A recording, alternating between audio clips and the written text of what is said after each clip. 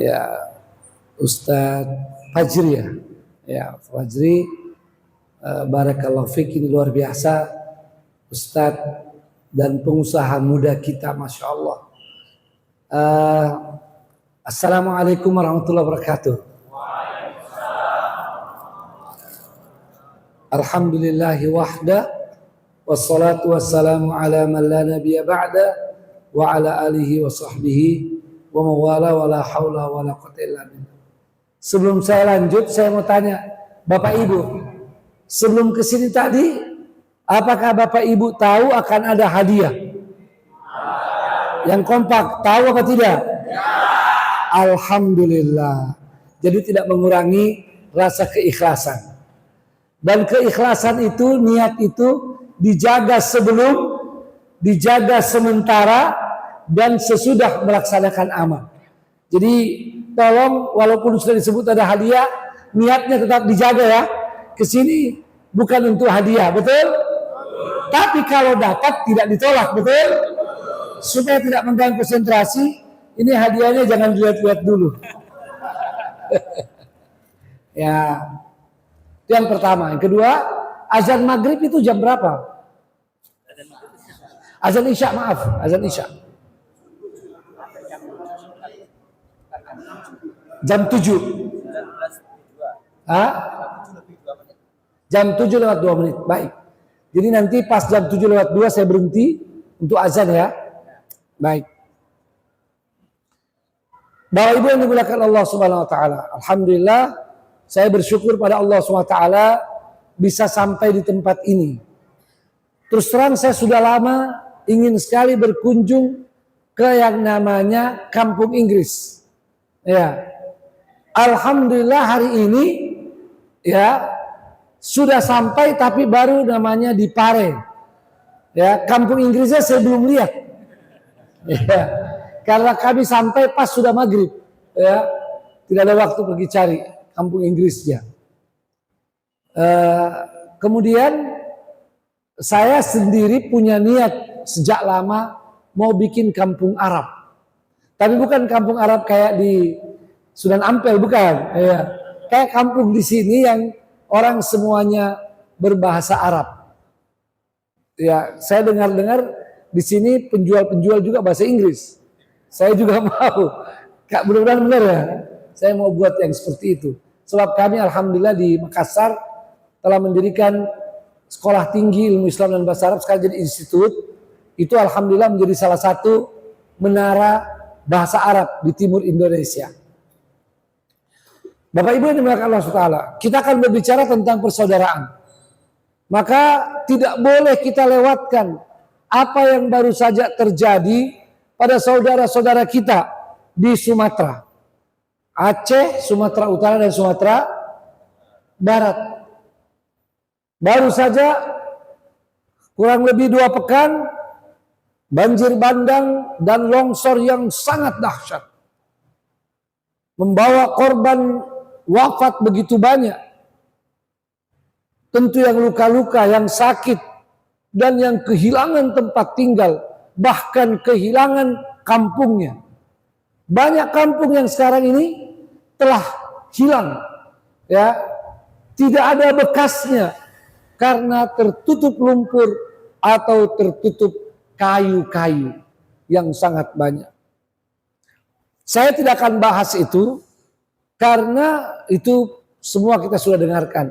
Tapi bagaimana sikap kita sebagai muslim terhadap setiap musibah, ya, setiap bencana. Ini yang penting mengawali pengajian kita malam hari ini. Yang pertama, apapun yang menjadi bencana, menjadi musibah, menimpa diri kita atau menimpa saudara-saudara kita, sebagai orang beriman, kita yang pertama menyadari bahwa itu semua tidak terlepas dari takdir Allah Subhanahu wa taala. Ya. Apapun sebabnya, bagaimanapun kejadiannya, tidak pernah terlepas dari takdir Allah Subhanahu wa taala. Ini penting untuk terus menjaga keimanan kita. Jangan bicara dulu sebabnya. Jangan bicara dulu ceritanya. Yang pertama dulu, ini ya tidak lepas dari takdir Allah. Makanya orang beriman itu ucapan yang pertama setiap terjadi musibah adalah inna lillah wa inna ilaihi raji'un. Bahkan andaikan mati lampu pun kita patut mengucapkan inna lillah, ya, untuk kita selalu sadar dan selalu kembali kepada Yang Maha Kuasa, Allah SWT. Itu yang pertama. Yang kedua, setiap terjadi musibah, bencana, kita harus mendahulukan empati kita. Ya, empati kita. Jangan dulu bicara apa sebabnya. Jangan bicara bagaimana. Kita empati dulu kepada siapapun yang terkena musibah itu. Kita ucapkan belasungkawa, turut berduka cita yang mendalam, dan tidak sekedar basa-basi. Kita ungkapkan dari hati, kita sampaikan dengan penuh ketulusan, dan tergambar bagaimana kita benar-benar turut berduka cita. Kita turut sedih. Itu namanya empati. Dan ini hal yang sangat penting dalam kehidupan kita. Sayang sekali sedikit dari umat kita yang masih memiliki itu. Sekarang banyak orang ketika terjadi bencana ini langsung berpikir apa sebabnya. Ya. Yang lebih parah lagi, tiba-tiba ini sebabnya karena ya ini udah sampai misalnya menyebut ya ini kesalahan ini, ya ini dosa ini.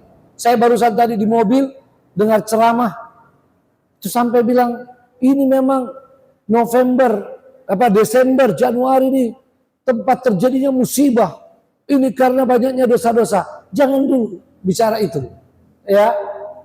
Empati dulu. Apalagi ketika orang-orang lagi susah. Jangan bicara itu. Sebab orang-orang yang lagi susah ini harus diempati. Ya. Tidak pantas kita berbicara seperti itu. Apalagi kalau terarah pada orang-orang yang terkena bencana. Nah, ini kadang-kadang kebiasaan kita dari kecil. Ya. Kalau ada anak kita yang jatuh, kita nggak empati dia. Betul? Langsung bilang, kan saya sudah bilang. Ya. Makanya kalau jalan hati-hati. Ya. Matanya taruh di mana? Biasa begitu. Padahal anaknya udah kesakitan. Makanya anaknya juga tumbuh tanpa rasa empati pada orang. Dan ini katanya dimulai ketika suami istri. Pernikahannya sudah agak lama gitu. Ya. Waktu masih pengantin baru, honeymoon, ya, istrinya terantuk, langsung dipegang. Sakit ya sayang. Ya. Ya. Mana yang sakit? Aduh, kasihan gitu. Ya. Tapi ketika sudah lewat setahun, istrinya terantuk, matanya taruh di mana? Ya. Makanya kalau jalan tuh pakai mata, hati-hati. Dari sinilah sebetulnya empati itu hilang. Ya. Nah, ini kita harus tumbuhkan kembali. Nah, kadang-kadang bukan dari bapak-bapak, malah dari ibu-ibu. Ya kan? Bapaknya udah susah cari kunci. Ya. Bukan dia empati dulu. Lagi susah ya mas cari kunci. Ini malah bilang, makanya tuh kalau taruh kunci ya di tempatnya. Ya. Betul itu, betul. Diingatkan. Tapi saatnya bukan di situ.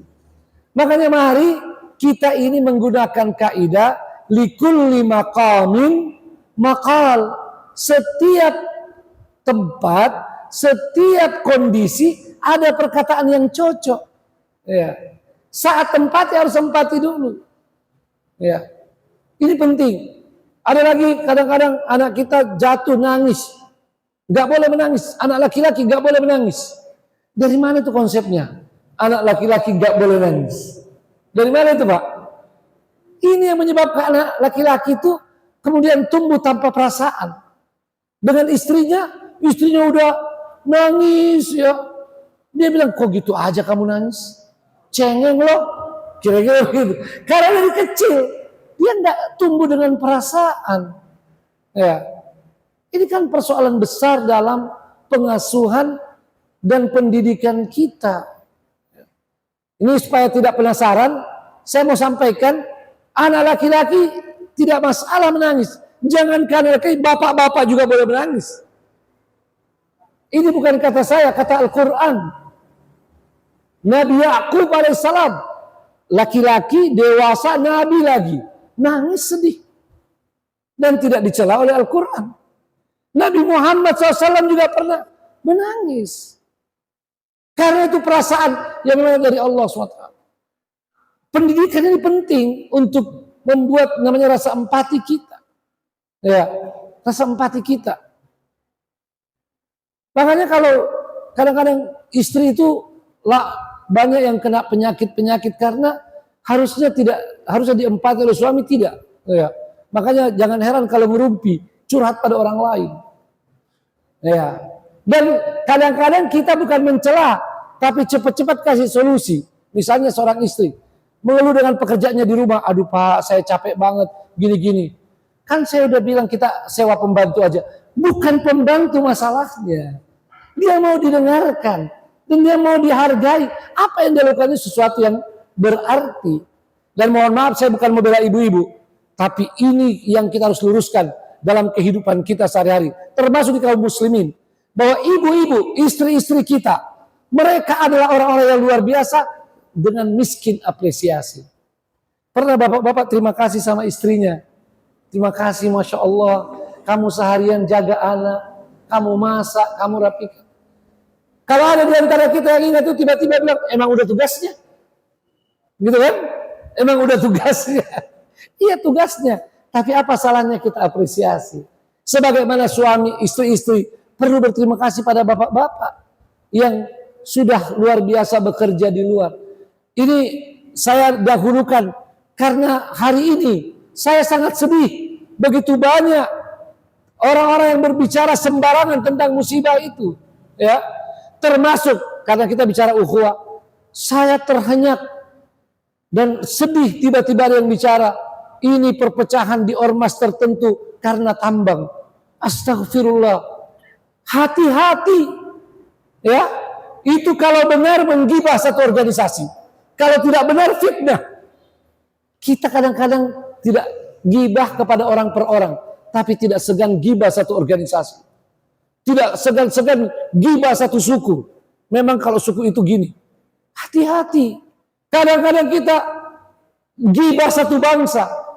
Makanya saya walaupun kadang-kadang kita pedih urusan ekonomi kita dikuasai oleh bangsa tertentu ya, atau ras tertentu, tapi tidak tega kita mau menggibah satu bangsa bahwa mereka memang semuanya jahat. Siapa bilang? Di bangsa itu juga banyak orang baik, banyak orang Islamnya. Ini penting di dalam rangka membangun ukhuwah, persaudaraan, ya, kesatuan hati yang sebenarnya. Maka beri empati. Yang ketiga, segera mengulurkan tangan, memberi bantuan. Orang beriman mempunyai kewajiban membantu saudaranya. Maka dalam kesempatan ini saya ingatkan Bapak Ibu yang belum membantu bencana Sumatera, jangan tinggalkan majlis ini kecuali minimal berniat, bertekad. Ya. Patut kita bertanya pada diri kita, ada bencana besar, kok kita nggak bantu apa-apa? Ustadz, saya bukan orang kaya. Tidak harus kaya. Ustadz, saya uangnya sedikit. Walau uangnya sedikit. Anda kan cuma Rp5.000, ya. Karena bukan nilainya itu yang lebih penting. Lebih penting adalah bagaimana kesadaran kita untuk saling membantu. Dan Rp5.000, Pak, Bu, dari 1 juta orang, berapa? Ayo Pak, berapa? 5 miliar. Bukan angka sedikit. Sangat berarti membantu. Dan sekarang ini Alhamdulillah, tidak susah kita kalau mau membantu. Ya, mungkin masjid ini menggalang, atau dekat-dekat sini ada yayasan. Mungkin lembaga ustadz juga pasti bisa, atau siapapun. Tidak harus kita menunggu. Seperti orang mau disuapin. Mari kita tanya. Ya, ada lembaga-lembaga penyaluran bantuan. bersama kami di sini ada teman-teman dari Wahda Inspirasi Zakat yang alhamdulillah dari pekan pertama korban bencana ya sudah hadir di sana.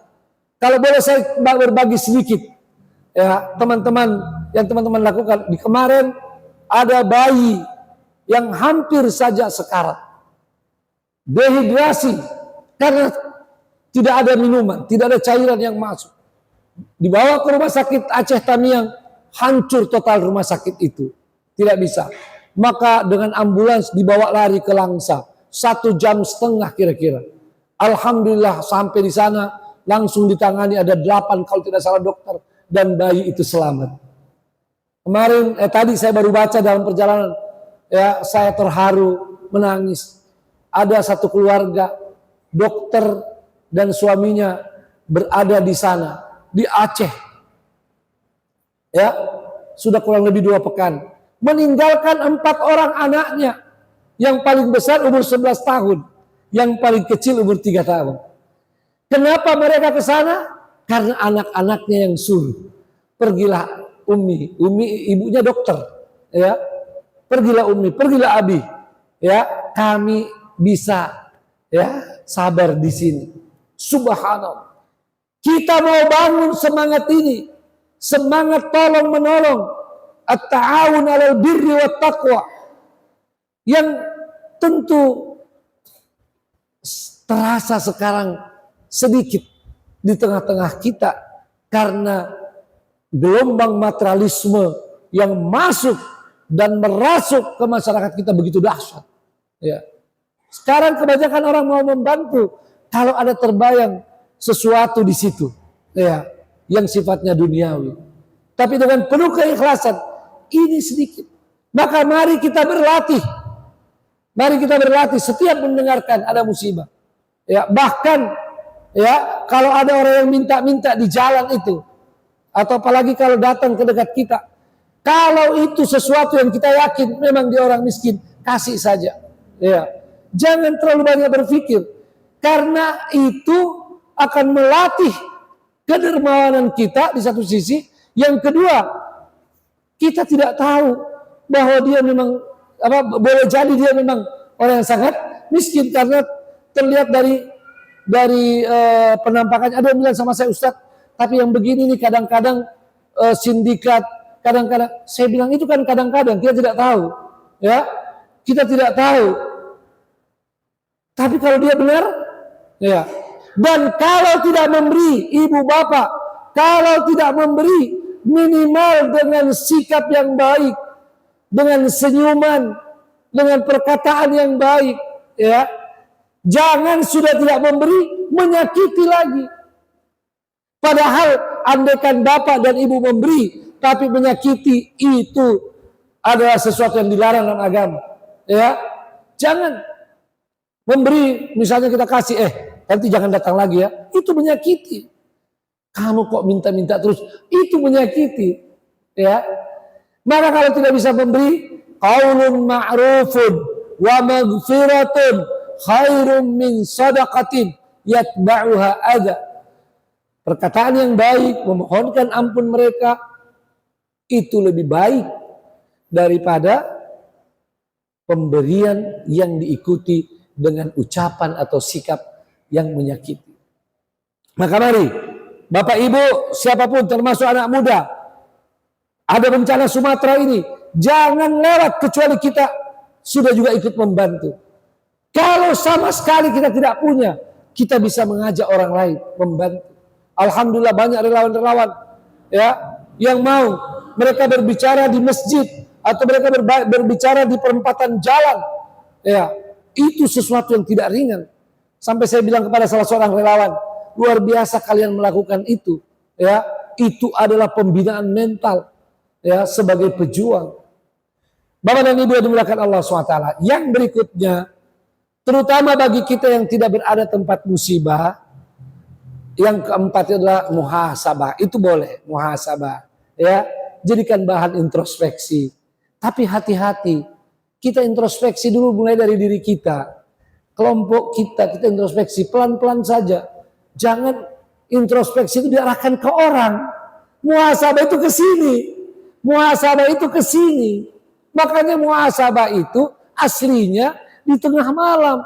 Tidak ada orang lihat kita. Ya, kita benar-benar melakukan introspeksi. Bukan muhasabah yang kita tujukan pada orang lain. Nah, boleh kita muhasabah, ya Allah, ini terjadi musibah mungkin karena dosa saya. Ya, bukan dosa orang, mungkin dosa saya, ya Allah. Ya. Sebab boleh jadi dosa kita turun musibah itu. Dan pernah seorang yang soleh ketika melihat orang-orang berkumpul di padang Arafah, ya, lalu dia berdoa, ya Allah, saya takut karena saya mereka tidak diampuni. Ya.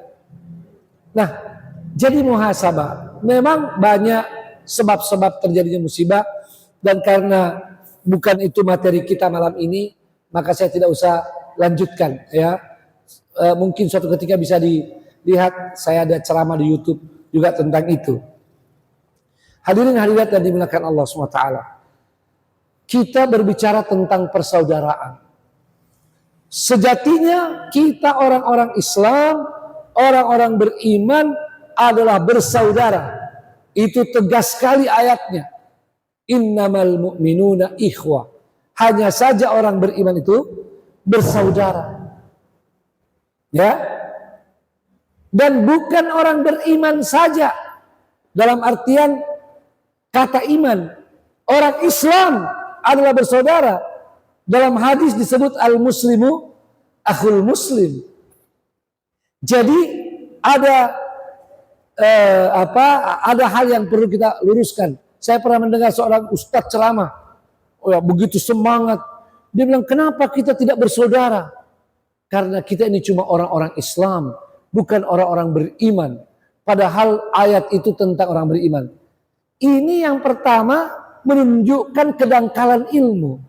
Ya, bahwa istilah iman kalau disebutkan sendirian itu maksudnya orang Islam. Ya, sama dengan Islam kalau disebut sendirian itu maksudnya orang beriman. Apalagi ada hadis sahih yang menyebut kata Islam, al-muslimu akhul muslim. Jadi jangan mudah-mudah mengatakan seperti itu, apalagi seolah-olah membuat umat Islam itu seperti tidak lagi beriman. Ya. Kalau kita ini lemah iman, oke, kita akui. Tapi dimulai dengan diri kita, ya. Maka ukhuwah imaniyah atau ukhuwah islamiyah sesuatu yang sangat penting. Mengapa? Karena dia diwajibkan oleh Allah Subhanahu wa ta'ala. Yang kedua, ukhuwah ini sangat besar pahalanya di sisi Allah Subhanahu wa ta'ala. Pernah suatu ketika ada seseorang yang mau mengunjungi saudaranya di kampung sebelah. Tiba-tiba dihadang oleh malaikat yang tampil seperti manusia. Ini malaikat. Malaikat itu bisa berubah-ubah. Memang diizinkan Allah SWT. Lalu dia bilang, mau kemana nih? Ya, mau ke Trenggalek, kira-kira begitu. Ini supaya jangan terlalu tegang. Ya, dari tadi saya lihat agak tegang-tegang sedikit. Mungkin karena suara saya kali. Ya. Terus kata malaikat, ngapain? Saya mau ziarah pada saudara saya di sebelah. Emang mau bayar utang ya? Atau mau nagih utang? Enggak ada urusan. Semata-mata mau berkunjung. Malaikat buka kartu. Ya, malaikat bilang, saya ini malaikat. Diutus Allah menyampaikan padamu bahwa engkau dicintai Allah karena engkau mencintai saudaramu. Luar biasa pahalanya. Di hari kiamat nanti ada orang-orang yang ditempatkan fi manabira min nur, pada mimbar-mimbar yang terbuat dari cahaya. Orang-orang penduduk surga cemburu melihat siapa mereka. Bukan nabi, bukan syuhada, bukan yang paling banyak sumbangannya. Kok ditempatkan di tempat yang begitu istimewa, di atas mimbar-mimbar yang terbuat dari cahaya. Ketika ditanya siapa mereka, Mereka adalah orang yang saling mencintai karena Allah. Mereka yang saling berziarah karena Allah. Betapa pentingnya persaudaraan itu. Yang ketiga, persaudaraan akan membawa kekuatan pada perjuangan. Ya, kekuatan ukhuwah itu artinya kekuatan perjuangan menegakkan kebenaran. Dan inilah yang disfirmankan Allah SWT dalam Al-Quran. Dan tentu banyak dalam hadis. Karena waktu terbatas, dalam surat Anfal ayat 45-46. Di 46-nya itu, wala tanaza'u fatabshalu wa tadhabari hukum wasbiru innallaha ma'as sabirin. Ini ayat diawali dengan bagaimana mendapatkan kemenangan. Di antaranya itu syaratnya adalah ukhuwah. Sementara kalau kita tidak berukhuwah, ya, itu menyebabkan kegagalan dan hilangnya kekuatan kita. Itu yang ketiga. Yang keempat, keutamaan ukhuwah ini adalah kebahagiaan kita di dunia. Maka Bapak Ibu, Bu, ini masih dengar Bu? Dengar? Alhamdulillah ya. Ukhuwah ini selain pahalanya yang begitu banyak tadi, juga membawa kebahagiaan dalam kehidupan kita. Coba kalau kita ini hidup tidak ada ukhuwah, ya, pergi ke masjid, ketemu orang, nggak ada yang salam, nggak ada yang menyapa, nggak ada yang senyum, enak nggak Pak? Enak nggak Pak? Enak nggak Bu? Nggak enak. Ya. Cuma masalahnya itu kita tahu nggak enak, tapi kita itu tidak mau memulai, ya kan? Kita selalu nunggu. Kalau orang nggak salam juga kita. Kalau orang nggak menyapa, kita nggak menyapa. Kalau orang nggak senyum, kita nggak senyum. Itu persoalannya. Makanya dalam hadis sahih, wa khairuhuma alladhi yabda'u bisalam. Yang terbaik di antara mereka yang memulai. Ya, yang memulai. Coba lihat kalau kita ketemu, ya seperti saya ketemu di sini. Masya Allah bapak-bapak nih wajahnya berseri-seri, penuh senyuman. Saya tentu bahagia. Bahagia saya nih. Selain di sini bahagia, nanti saya pulang di mobil masih terbawa kebahagiaan. Ingat senyum bapak-bapak. Ya, merasa, oh saya diterima. Saya disayang. Kira-kira begitu. Ya. Gitu juga ibu-ibu, sesama ibu-ibu. Jadi itu kebahagiaan luar biasa. Makanya dalam Islam, selain menunjukkan keutamaannya, kedudukannya, juga memberikan tip-tip, cara-cara mewujudkan ukhuwah itu. Ya, mewujudkan ukhuwah itu. Nah, karena tidak boleh terlalu panjang, saya berikan beberapa tip. Ya, ini materi ukhuwah panjang, masya Allah. Ya, tip-tip memperoleh ukhuwah, mewujudkan ukhuwah. Ya. Yang pertama, al-ibtisam. Yang pertama nih, supaya lahir ukhuwah, yang pertama senyuman, Pak. Mari kita terbiasa keluar dari rumah, mau bertemu orang, senyuman. Senyum ini artinya ketika kita ketemu orang, jangan senyum-senyum sendirian. Nanti orang bingung, ya, ini ada apa nih? Ketemu orang, tentu laki-laki, perempuan dengan perempuan, ya. Ya. Nah, kemudian ini ada hadisnya, sudah hafal semua pasti.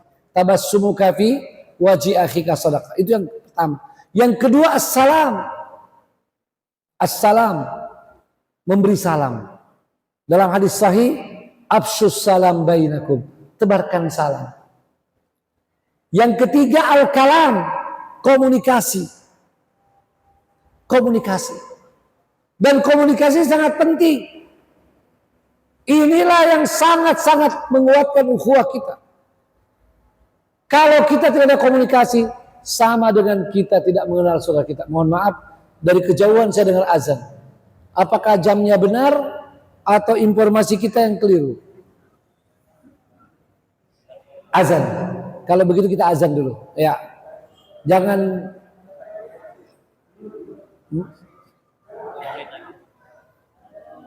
1 menit lagi. Ya baik. Kalau gitu biarlah kita tunggu azannya saja, supaya tidak tanggung pembicaraannya.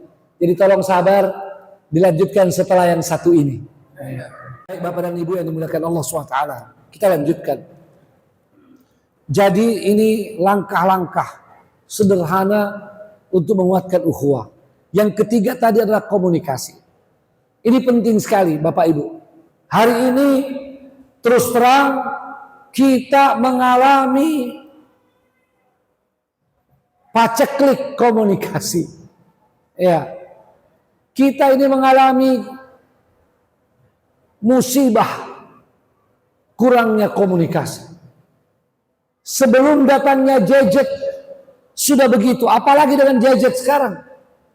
Sekarang ini komunikasi lebih hancur lagi. Ya, lebih hancur. Terutama dengan orang dekat kita. Orang dekat kita sekarang hancur komunikasi itu. Ya. Makanya ada yang bilang gadget ini, ya, medsos ini mendekatkan yang jauh tapi menjauhkan yang dekat. Ya.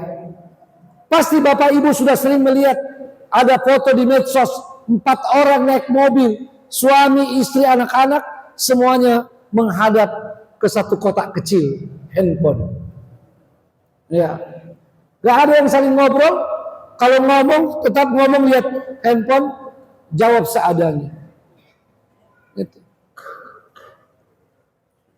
Inilah yang kita alami di masjid. Kita sering sama lama sholat bersama-sama. Mungkin nama pun kita belum tahu. Belum kita tahu apa, karena kita tidak ada komunikasi. Di rumah kita juga begitu. Anak-anak komunikasi yang sangat lemah. Komunikasinya sudah terambil oleh hal-hal lain. Ya, ada gadget, ada televisi, ada apa. Kemudian kualitasnya lagi juga buruk.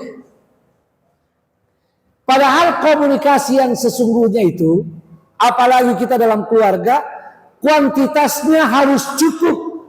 Harus cukup. Yang kedua, kualitasnya baik. Dan andaikan kuantitasnya berkurang, tidak masalah. Tetapi kualitasnya dijaga. Misalnya bapak-bapak nih, bapak-bapak yang kerja dari pagi sampai sore, bahkan ada yang sampai malam. Berarti komunikasinya kan kurang secara kuantitas dengan istri atau dengan anak. Betul? Betul apa betul Pak? Nah, maka jaga, jangan sampai kualitasnya lagi berkurang. Jangan pulang ke rumah yang selalu ditanya sama anak-anak itu, tadi gimana PR-nya, gimana sekolahnya, ya. Pasti anak bilang, emang gak ada pertanyaan lain Pak? Ya. Begitu juga sama istri. Apalagi kalau istri baru nanya, Pak gimana tadi kerja di kantor? Aduh, jangan tanya-tanya deh. Ya, lagi pusing. Ya. Ini persoalan. Maka mari jaga komunikasi ini, karena sesungguhnya komunikasi ini adalah kunci yang luar biasa dalam persaudaraan. Kebanyakan persoalan kita ini karena kurangnya komunikasi. Betul? Nah, kemudian yang berikutnya adalah saling memberi hadiah. Saling memberi hadiah ini luar biasa Pak, Bu.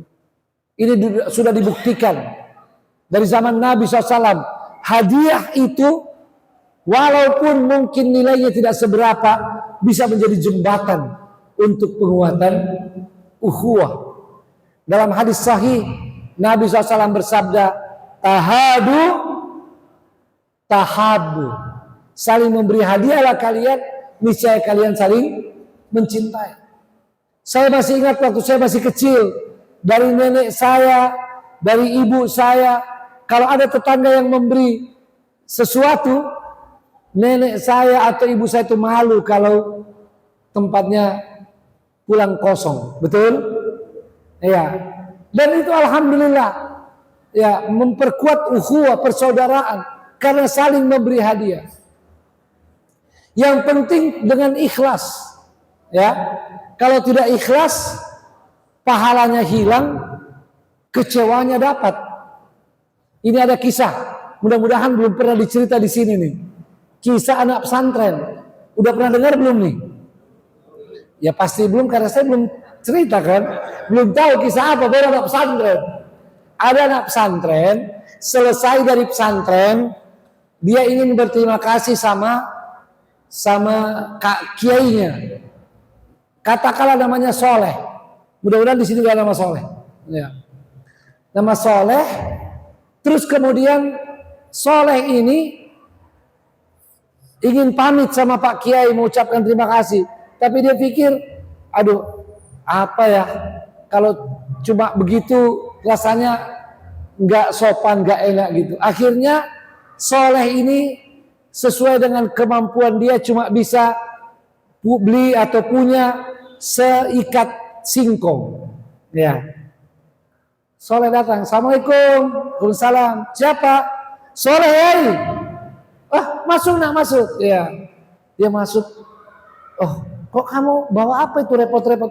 Tidak ya, ini cuma singkong saja. Saya malu sebetulnya. Tapi saya mau pamit, terima kasih atas bimbingan. Udah, waduh kamu luar biasa nak, jaga dirimu. Lalu karena Pak Kiai tahu hadis yang tadi, hadis yang kita baca, dia Pak Kiainya teriak, Nyai, ada nggak di belakang tuh bisa dikasih anak kita yang baik ini, Soleh? Kata Nyainya, nggak ada Pak Yai, ya kecuali kita punya kambing, cuma kambing, ya. Kata Pak Kiai nggak apa-apa, ini anak kita ini anak miskin, kasihlah kambing itu, ya. Dia bawa, kaget Soleh, dapat kambing, Masya Allah, terima kasih. Pulanglah, di jalan ketemu kawannya. Anggaplah nama kawannya itu Zaid. Ya, saya pilih nama yang tidak ada di sini lah. Ya, Insya Allah. Dari mana? Soleh. Dari Pak Kiai. Kok bawa kambing? Inilah Kiai kita baik banget. Ya, saya dikasih hadiah kambing. Kok bisa?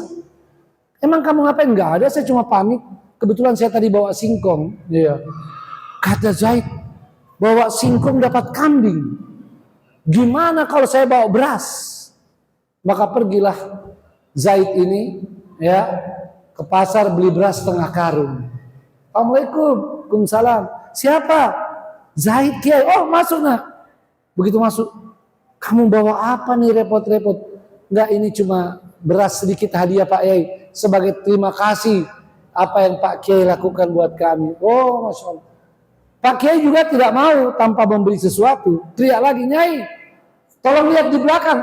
Apa yang bisa kasih hadiah buat anak kita nih, ya santri kita, Zaid. Kata Nyainya, tidak ada Pak Kiai, kecuali singkong tadi.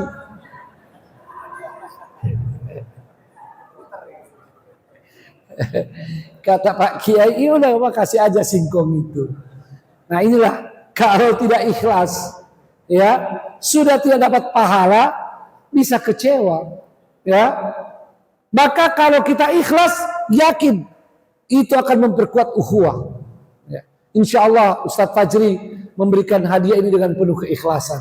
Ya, insya Allah doakan, ya, doakan. Ya. Sebab tidak boleh Ustadz Fajri memberi hadiah ini dengan maksud promosi, tidak boleh. Karena ini masjid, di masjid tidak boleh dagang. Ya. Ngasih hadiah boleh. Baik. Jadi itu tahabu, saling memberi hadiah. Ini hal-hal yang mudah sebetulnya. Tapi kalau kita praktekkan insya Allah kita akan dapat mewujudkan ukhuwah yang kita idam-idamkan. Bapak Ibu yang dimuliakan Allah Ta'ala. Saya mau tanya lagi nih. Ini waktunya masih cukup, masih boleh lanjut ceramah atau sudah waktu tanya jawab? Masih terus? Benar Pak nih. Nggak telat nih. Jangan-jangan lagi marahan sama istrinya. Mau lama-lama di masjid. Enggak, kayak ini bercanda. Ya baik. Masih ada waktu ya. Nah, itu adalah langkah-langkah bagaimana mewujudkan ukhuwah secara biasa. Tetapi terkadang kita berada di tengah-tengah orang yang tidak bisa memahami kebaikan kita. Ya. Tidak bisa memahami kebaikan kita. Kita mau islah, kita mau memperbaiki hubungan, kita tidak mau kecuali kebaikan buat sesama. Lalu ada aktivitas kita, ada orang-orang yang bawaannya curiga melulu. Ada orang-orang yang bawaannya jaim melulu. Tahu jaim? Jaga image, jaga wibawa. Ya. Ada orang-orang yang selalu bawaannya curiga melulu. Bagaimana menghadapi ini? Yang pertama, walaupun kita tahu ada orang-orang seperti itu. Terutama mohon maaf ibu-ibu. Ibu-ibu ini biasanya mengalami seperti ini. Ya. Karena ibu-ibu sangat sensitif. Perempuan memang masalah perasaan begitu kuat. Kalaupun ada yang seperti itu, ibu-ibu, bapak-bapak, jangan kita berhenti. Jangan kita mundur. Tetap laksanakan apa yang tadi kita sudah sebutkan. Dan ingat, Nabi SAW suatu ketika ada seorang sahabat mau berbicara pada Nabi tentang orang-orang. Ya, Nabi bilang, tidak usah, jangan. Saya mau bertemu dengan orang-orang itu dalam wajah saya tetap berseri-seri. Ya, artinya walaupun Nabi SAW ada bayangan, Nabi tidak peduli. Ya, karena kita tadi mau dapat pahala, betul?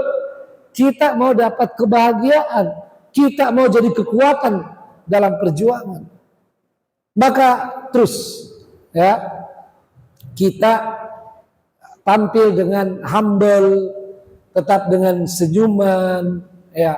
Walaupun orang itu tidak balas, ya, nggak ada masalah, karena kita memang tulus, ya.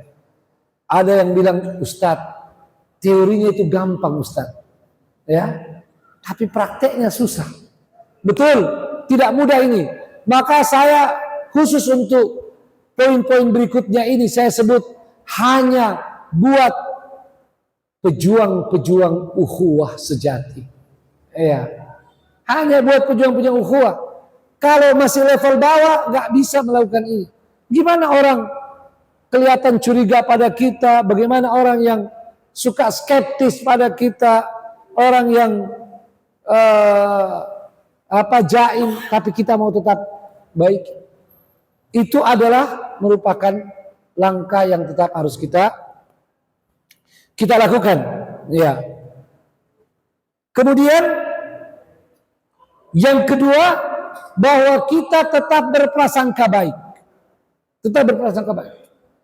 Jadi kalau ibu-ibu ketemu orang yang seperti itu, jangan terbawa prasangka buruk. Ya. Bilang orang itu tidak suka pada kita, belum tentu. Ya. Walaupun mungkin sudah beberapa kali, belum tentu dia tidak suka. Mungkin ada sesuatu yang dia salah paham. Ya. Mungkin ada informasi keliru tentang kita. Maka kita sebagai pejuang ukhuwah sejati, mari terus berprasangka baik. Dan tidak ada ruginya berprasangka baik pada saudara kita sesama muslim. Yang tidak boleh berprasangka baik kepada yang jelas-jelas musuh agama. Betul? Nah, kadang-kadang kita kebalik. Ya. Kepada orang-orang yang kelihatan musuh kita berprasangka baik. Kepada sama muslim nggak berprasangka baik. Padahal itu adalah anjuran Nabi SAW. Dan kita dilarang berprasangka buruk. Dilarang. Jelas sekali ayatnya. Dalam surah Al-Hujurat ayat 12. Ya kan? Ya. Ijtanibu katsiran minadh-dhann inna ba'dadh-dhanni itsmun. Wala tajassasu, apalagi cari-cari kesalahan. Kemudian yang ketiga, walaupun orang itu sepertinya cuek pada kita, jangan berhenti menyapa. Jangan berhenti menyapa. Assalamualaikum. Dia pura-pura tidak dengar, enggak masalah. Ya, tidak masalah. Kita salam mendapatkan pahala. Dan kita perlu lebih komunikatif. Artinya begini, lebih cerdas. Kadang-kadang seseorang itu mungkin dengan sapaan biasa tidak kena, tapi kita bisa cerdas, ya, dengan melihat apa kira-kira yang kita menyapa, dia mungkin akan menjawab. Wah, ada yang bilang, Ustadz, berat itu. Memang ini untuk pejuang ukhuwah. Ya. Yang berikutnya adalah ketika ada kesempatan berbicara, apalagi dia menjawab, mari berkomunikasi dengan yang lebih baik lagi. Cerdas dalam menyapa, cerdas dalam komunikasi. Karena juga ada orang ketika diberi kesempatan, lama-lama orang jadi nek juga. Sampai orang itu bilang, nyesel juga saya kasih kesempatan. Ya. Misalnya kita aja terlalu banyak bicara. Sudah tahu orangnya pendiam. Kita bicara terus. Ya, mesti kita juga jaga. Ya, ini. Nah, kemudian andaikan masih tetap seperti sikapnya semula, jangan reaktif. Jangan reaktif. Ya. Misalnya kita di satu pertemuan, kita menyapa orang, dia enggak peduli, senyum, dia biasa-biasa saja, dia tidak senyum. Jangan reaktif, balik kita gunakan juga sikap yang tidak benar atau yang buruk, atau kita tinggalkan pertemuan.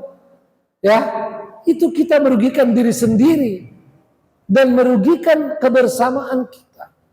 Ya, jadi jangan reaktif. Dan yang terakhir adalah tidak pernah berhenti berbuat ihsan, berbuat kebaikan. Selalu saja berbuat, seperti Nabi SAW. Mau diganggu seperti apapun, Nabi SAW tidak pernah berhenti berbuat kebaikan. Ingat, betapapun kerasnya hati seseorang, betapapun jaimnya seseorang, kalau kita tidak berhenti berbuat kebaikan padanya, suatu saat dia akan luluh. Ya, pasti dia akan luluh. Dan ini seperti kata orang Arab, ahsin ilan nasi tasta'bid qulubahum. Berbuat baiklah pada manusia, pada orang, kau akan menguasai hatinya. Kau akan menundukkan hatinya. Yang paling penting adalah ketika kita berbuat baik benar-benar dengan elegan. Misalnya, ketika kita memberikan hadiah pada seseorang yang tidak begitu suka pada kita. Kalau ngasih langsung begitu, dia pasti curiga, ini ngapain ngasih hadiah? Kan begitu. Ya, apalagi depan orang. Pasti dia tidak mau. Tapi coba tahu apa yang dia perlukan, walaupun dia orang kaya. Ya, yang mungkin kita memberikan pada dia, oh dia merasa bahwa sesungguhnya kita itu tulus, kita itu ikhlas untuk berbuat baik kepadanya. Ini poin-poin penting di dalam bagaimana mewujudkan ukhuwah ini. Dan ingat kembali bahwa kita sangat perlu ukhuwah ini karena kita ingin mendapatkan rahmat Allah Subhanahu wa ta'ala. Kisah yang luar biasa tentang Abu Bakar As-Siddiq radhiyallahu anhu yang selalu membantu salah satu keluarganya, ya, Mistah. Tapi kemudian di dalam peristiwa fitnah pada Aisyah radhiyallahu anha, beliau ini ikut menyebarkan, ya, berita bohong itu. Maka Abu Bakar As-Siddiq mengatakan, saya tidak akan membantu dia lagi. Tapi begitu turun ayat, ya, ala tuhibbuna ayyaghfirallahu lakum, apakah kalian tidak suka Allah akan mengampuni kalian dengan kalian memaafkan, dengan kalian berbuat baik? Abu Bakar As-Siddiq langsung mengatakan, saya akan kembali, ya, memberikan bantuan yang selama ini saya berikan kepadanya.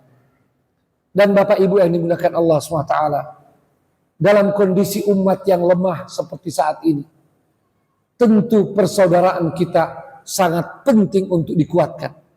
Ya, kita kuat saja ukhuwah, belum tentu kita bisa mengatasi berbagai tantangan dan rintangan yang dihadapi umat. Apalagi kalau kita bercerai-berai.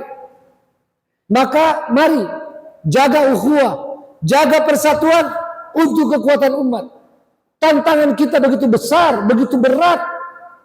Ya, sekarang ini apa yang terjadi di Gaza, Palestina, bahkan setelah disepakati ada gencatan senjata, keadaan tidak menjadi lebih baik. Zionis Israel yang memang terkenal sebagai pengkhianat terus melakukan serangan-serangan dan belum memenuhi janjinya untuk membiarkan bantuan-bantuan itu masuk ke Gaza, ya, secara memadai sesuai dengan kesepakatan yang bisa memenuhi kebutuhan saudara kita di Gaza. Apalagi sekarang Bapak Ibu, saya perlu angkat juga ini karena jangan sampai kita lupakan Gaza, Palestina. Sekarang ini keadaan mereka semakin berat. Kalau ada Bapak Ibu yang mau membantu mereka, ini saatnya. Mereka mengalami sekarang musim dingin yang sangat ekstrim. Dan mereka tidak punya rumah karena sudah dihancurkan oleh Zionis Israel. Mereka berada di tenda-tenda yang seadanya, yang sangat dingin, tidak cukup pakaian, makanan, dan kadang-kadang terjadi hujan dan banjir. Ini semua memerlukan ukhuwah, persatuan dan persatuan kita agar kita bersama-sama untuk bisa membantu saudara-saudara kita. Dan sepatutnya kita tidak berhenti sekedar pada ukhuwah, pada persaudaraan. Kita harus naik tingkat lagi kalau kita ingin menegakkan kebenaran dan kita ingin mewujudkan kembali kejayaan umat. Kita harus naik menjadi umat yang terorganisir, yang selain saling cinta, saling bersaudara, mereka terorganisir sehingga mereka bisa menjalankan perjuangan ini dengan sebaik-baiknya dalam dakwah, dalam pendidikan, dalam sosial, dalam ekonomi, dalam membantu saudara-saudara kita dimanapun mereka berada. Semoga bermanfaat dan semoga Allah SWT menjadikan kita orang yang benar-benar bersaudara pada Allah Subhanahu wa Ta'ala, yang nanti akan ditempatkan di atas mimbar-mimbar dari cahaya. Ketika hati-hati kita benar-benar menjadi hati-hati yang beriman, yang saling mencintai karena Allah Subhanahu wa Ta'ala. Satu tip terakhir, kalau ada di antara Bapak, ya, yang mencintai saudaranya karena Allah, sunnahnya beritahu dia, saya sayang kepadamu, saya cinta padamu karena Allah. Begitu juga ibu-ibu dengan ibu-ibu, bukan bapak ke ibu-ibu, ya, atau ibu-ibu ke bapak-bapak, bukan, ya. Di antara bapak-bapak, ya, dengan bapak-bapak, ibu-ibu dan ibu-ibu, kalau ada yang sayang saudaranya, bilang saya sayang padamu karena Allah Subhanahu wa Ta'ala. Dan kita jawab dengan semoga Allah semakin menyayangimu karena engkau menyayangiku karena Allah Subhanahu wa Ta'ala. dalam bahasa Arabnya kita sebut uhibbuka fillah atau uhibbuki fillah. Kemudian dia jawab, ahabbakallahu alladzi ahbabtani fi. Yang saya sudah terjemahkan tadi. Barakallahu fikum. Semoga ada waktu kita bisa silaturahim lagi, bertemu lagi dalam majelis yang indah seperti ini. Wassalamualaikum warahmatullahi wabarakatuh.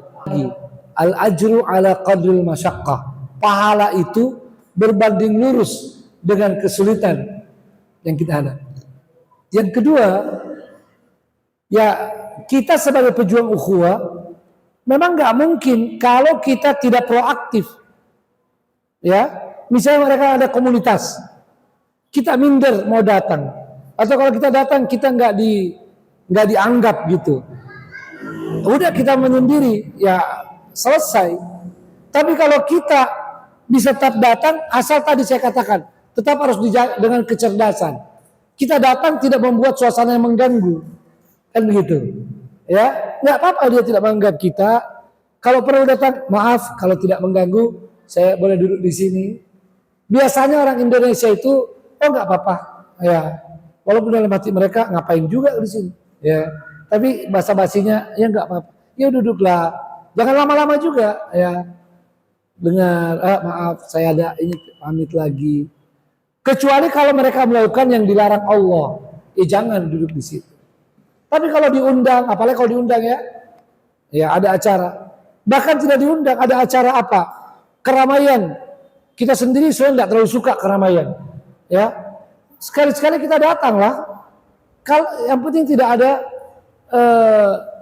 ada yang maksiat. Jangan bilang ini bikin keramaian 17 Agustus. Itu menurut saya sia-sia. Itu kalimatnya kalau keluar itu bisa menyakiti orang lain.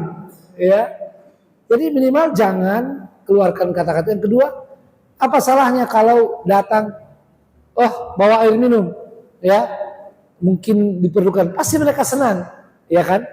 Jadi kalau ngasih air minum dia di rumahnya, dia pasti apaan nih? Tapi lagi ada acara, walau sedikit bawa air minum, pasti mereka senang. Maaf, saya cuma bisa bantu air minum. Kita udah memberi, kita minta maaf lagi. Itu jalan-jalan masuk ke hati mereka. Ya. Nah, lanjut ke yang kedua. Sekali lagi, kalau kita benar-benar ikhlas memberi hadiah, pasti ada jalannya. Orang kaya tidak semuanya itu bisa membeli atau punya apa yang dia maui. Kadang-kadang karena kesibukan nggak sempat suruh asistennya, nggak sempat suruh anak buahnya, dia mau makan pisang sebetulnya, ya, tapi nggak sempat. Kita tiba-tiba ngasih pisang, ngasih pisang di saat yang tepat, misalnya ketemu di mana gitu, ya, atau kita tahu di mana, kita mau kasih hadiah, kita benar-benar tidak ada niat lain, ya, itu insya Allah diterima, ya. Kita sering keliru bahwa memberi hadiah sama orang kaya itu nanti nggak dianggap, ya. Orang kaya itu akan menghargai yang kita berikan. Asal jangan orang kaya kasih duit dia, ya. Pasti dia kenapa kok kasih duit, ya kan? Tapi kasih sesuatu, ya. Kadang-kadang mereka hanya perlu bantuan tertentu, ya. Misalnya apa di rumahnya atau apa, kita lihat kita bisa bantu seperti itu, dan kita lakukannya dengan penuh keikhlasan. Ada kisah seorang yang ingin bersedekah, ya, di malam hari, di tengah malam. Itu dia bersedekah, ternyata yang terima pencuri, yang terima naudzubillah seorang pelacur, dan yang terima orang kaya. 3 malam berturut-turut, ya. Tapi itu ternyata, ya, ada dalilnya bahwa itu tidak masalah karena dia keikhlasan dia di dalam memberi. Saya kira begitu, Pak. Terima kasih. Baik, penanya yang pertama dari Ibu maupun penanya yang kedua, ya, saya jawab sekaligus. Yang satu yang tidak boleh kita lupakan, adalah banyak berdoa. Ya, kita bilang, aduh ya Allah, ini kita sudah sering dengar ada ceramah, ada apa, kok kayaknya ukhuwah kita ini belum seperti yang diharapkan. Ya, saya juga mau bantu, rasa-rasanya belum mampu. Mari berdoa. Banyak kita berdoa. Ya, dengan keyakinan, Allahumma la sahla illa ma ja'altahu sahla. Ya Allah, tidak ada yang mudah kecuali yang Engkau jadikan mudah. Wa anta idza syi'ta ja'altal haznata sahla. Ya, dan Engkau ya Allah, kalau Engkau menghendakinya yang sulit Engkau jadikan mudah. Mudahkanlah ya Allah. Jadi doa, ya. Dan salah satu doa yang paling luar biasa itu adalah mendoakan saudara kita sementara dia tidak tahu didoakan. Itu paling luar biasa, Bu. Ya, ini dalam hadis sahih. Salah satu doa mustajab itu adalah doa seseorang yang mendoakan saudaranya sementara didoakan tidak tahu. Asal jangan habis mendoakan kirim WA. Barusan gua doain lu. Gak mustajab itu. Ya. Ini saking mustajabnya doa itu, saya pernah mendengar cerita seorang syekh. Ya, ini saya pindahkan karena syekh yang cerita pada saya. Ya, ini bukan saya naudzubillah, nggak mau bikin-bikin. Ada seorang laki-laki berdoa di dekat Ka'bah. Terus kemudian tiba-tiba istrinya memukul dia dari belakang. Dia bilang, ada apa? Dia bilang, itu doa kamu tadi. Kok doa saya? Heran suaminya. Dia bilang, apa doa saya? Apa yang salah dari doa saya? Ya tadi kamu kan, apa doa kamu tadi? Saya doakan saudara saya karena dia memang mau menikah, supaya dia bisa cepat menikah. Dia bilang, nah itu kan dalam hadis sahih, ya, orang yang mendoakan saudaranya dari jauh akan dikabulkan doanya dan malaikat bilang walaka mithluhu, kau juga bisa dapat seperti itu. Ini sedikit anekdot dari Syekh yang saya pernah dengarkan. Nah, jadi mohon maaf, kembali kepada intinya tadi tentang doa. Doa, Bu. Yang kedua bahwa ini masalah ukhuwah, Bu, dan bagaimana jadi pejuang ukhuwah memang tidak bisa serta-merta. Dia dimulai daripada pemahaman, berulang-ulang, terus menjadi keyakinan, kemudian dipraktekkan pelan-pelan. Ya, sama dengan kalau kita mau jadi dermawan, tidak bisa serta-merta hanya dengar berapa kali ceramah, baca buku. Harus kita latihkan. Makanya saya sekarang alhamdulillah saya coba anak-anak saya latih. Ya, ini mohon maaf sopir saya juga. Kalau ada Pak Oga di jalan, kasih. Ya. Tukang parkir, kasih. Jangan berpikir bahwa rugi kita. Jangan. Ya. Mereka itu mau bantu kita, kasih. Itu sudah latihan. Ya. Jadi berukhuwah juga begitu. Bapak, Ibu, jadilah yang di depan. Mungkin tadi Ibu yang nanya pertama bilang, bagaimana ini kok masih sulit. Mari dihargai apa yang sudah ada. Ya. Nah, yang ketiga, memang harus ada pelopor. Ya, Ibu pertanyaan kedua tadi, alhamdulillah, Ibu bisa jadi contoh. Pokoknya Ibu sering-sering kalau di masjid ini datang berjamaah, Ibu usahakan tidak ada jamaah masjid perempuan yang datang kecuali Ibu salami. Ya, itu dulu. Ibu salami, tanya kabarnya, ya. Tidak usah panjang-panjang. Ya, itu dulu. Lama-lama akan diikuti. Pernah lihat video, Bu? Pernah lihat video, Bapak? Seorang ibu, seorang istri mau mengajar anaknya bagaimana menyambut bapaknya. Waktu pertama, ketika suaminya pulang dan dia sambil duduk saja, maka anaknya ketika suaminya pulang juga sambil duduk. Tapi ketika istrinya berdiri ke pintu menyambut suaminya, hari berikutnya anak-anaknya juga ikut menyambut suaminya di pintu. Jadi kita ini manusia hanya perlu kepelopor.